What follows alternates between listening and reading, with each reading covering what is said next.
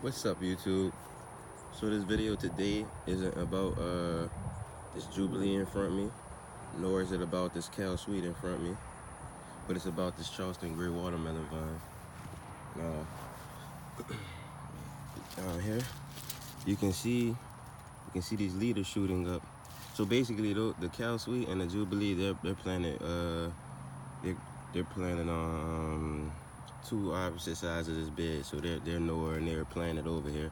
It's just that the vines stretch their way over here. But you can see these leaders sticking up.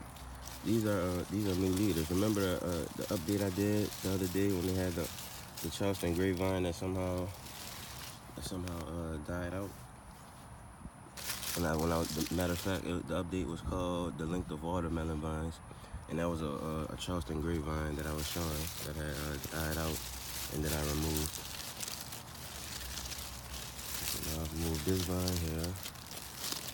Get this out the way.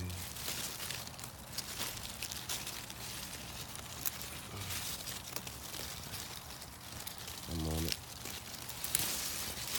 Just clearing some of this foliage. Okay, so here we can see the stalk of the Charleston Grey vine right here. This woody thing right here. It runs right into the ground. Remove some of this grass. Now we can see the stalk. See, I have a lot of mulch right there. You see that? And if we look directly above this stalk, you see the green growth. And that's these new leaders coming out. So it looks like I'll have a second flush of Charleston Grey watermelon vines also. I just finished watering the Crimson Sweet watermelon vine, and it's producing male flowers every day at this point. Yesterday was its first day producing its first flower, and it only had one flower yesterday. But today it's steadily producing flowers, so everything's going very well. Now, this here is also this is a vine running from the stalk. This leaf is coming from it. Let's follow this leader here. We can follow this leader down here. See this green that runs into this stalk. Kind of hard to catch the angles because I'm behind the fence. But you see this green that runs into the stalk, and then you can see it directly runs up to this leader right here. See? So, some beautiful green growth. I'm back here watering the watermelon vines right now, actually.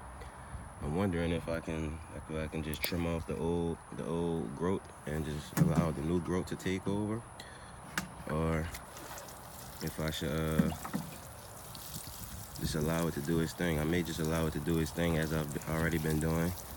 Doesn't make sense straying from the natural method I've been applying all the way up to this point, and I doesn't.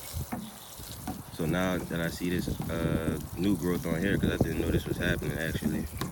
But now that I actually see this new growth on here, I'll check the other Charleston Grey watermelon vine. Here's another Jubilee I called off because of the gourd neck. Anything with the gourd neck comes off, and I just use it as mulch instead of just tossing it. I cut it in half, and I use it as mulch because it's going to drip water anyway. So here's the other Charleston Grey vine. I don't see any leaders coming out of it. Yeah, so this one has on it up. That's a new leader right there.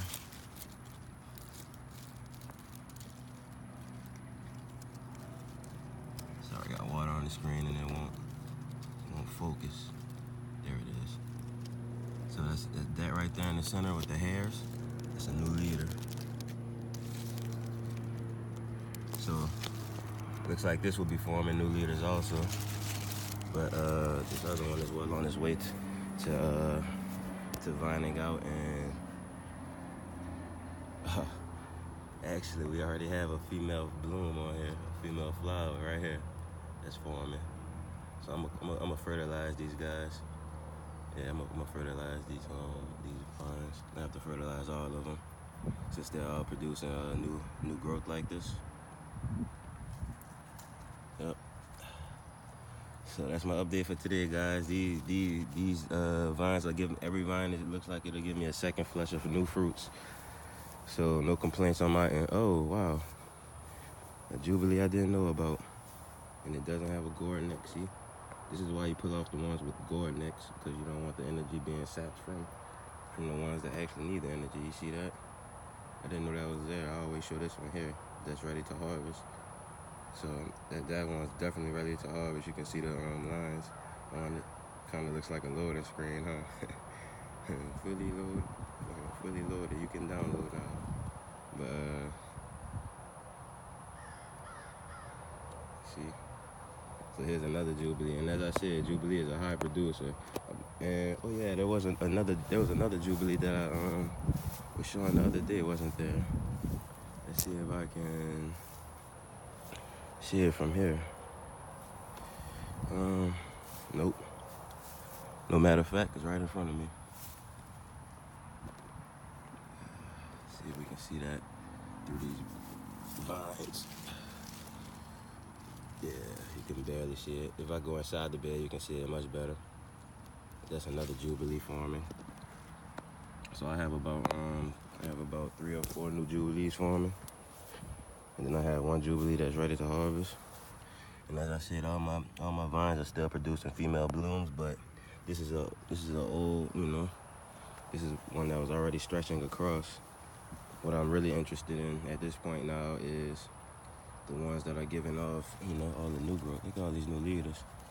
This is all from one Charleston Grey. And as I said, Charleston Grey is a high producer, so I'm expecting every single one of those leaders to give me another melon. I had about 9 Charleston Greys per seed. I only planted 2 Charleston Grey seeds. And then here you can see how large this Jubilee is. And this cow sweet also, just for hand comparison. See? It's a large cow sweet, so I'll be collecting the seeds from that cow sweet. And I'll be collecting the seeds from the Jubilee. I've collected the seeds from my largest Crimson Sweet, and I've yet to cut open my largest Charleston Grey to collect its seeds. All right, guys. So that's just my update for today.